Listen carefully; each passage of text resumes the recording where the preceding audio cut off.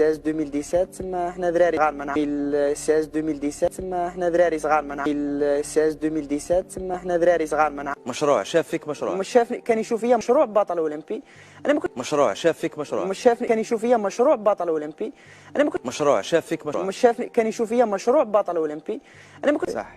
إيمان عرف عليك كذلك. صح.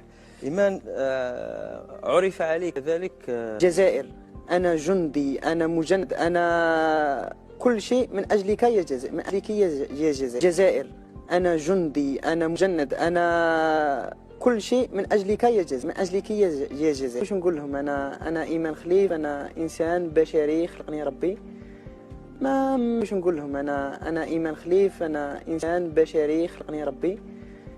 ما إذا المتابعين الكرام، كيف ما سمعتوا بالتوثيق والصوت والصورة والدليل والبرهان، هذا هو الملاكم الغشاش، الملاكم الجزائري أيمن خليف، الذي تسلل إلى بطولة عالمية ديال النساء ديال الملاكمة من أجل أن يفوز بها، وهو ذكر.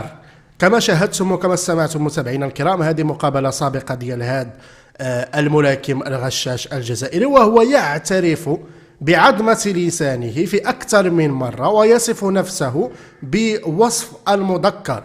كيقول لكم أنا إنسان، أنا دراري، أنا جندي، كيوصف راسه بأنه مذكر. هو كيعترف. قناة إعلامية جزائرية تورطه هي الأخرى وتنشر أو سبق ونشرت هذا المقابلة. إذن القرار ديال اللجنة الدولية للملاكمة ما كانش قرار ظالم، بل كان قرار صحيح، لأنه اكتشف على أن هناك ملاكم جزائري ليس بمؤنث، ليس بأنثى، ليس من حقه أن يشارك في البطولة العالمية ديال النساء، وبالتالي قاموا بما يجب القيام به، وهو طرده من هذا المنافسة. هذه الألاعيب متابعينا الكرام هي ليست غريبة على النظام ديال حاضرة الجزائر، الذي بالمناسبة كان يطبل ويزمر لهذا الملاكم الغشاش اللي صيفطوه لبطولة النساء. ماشي راجل باش يصيفطوه لبطولة الرجال، لا، مشاو يصيفطوه لبطولة النساء. فمن المعروف عليهم طبيعة الحال هذه الأساليب ديال التزوير والغش والخداع والكذب، لأنهم أصلا الدولة ديالهم مبنية على هذا الأسس، مبنية على الكذب والتزوير.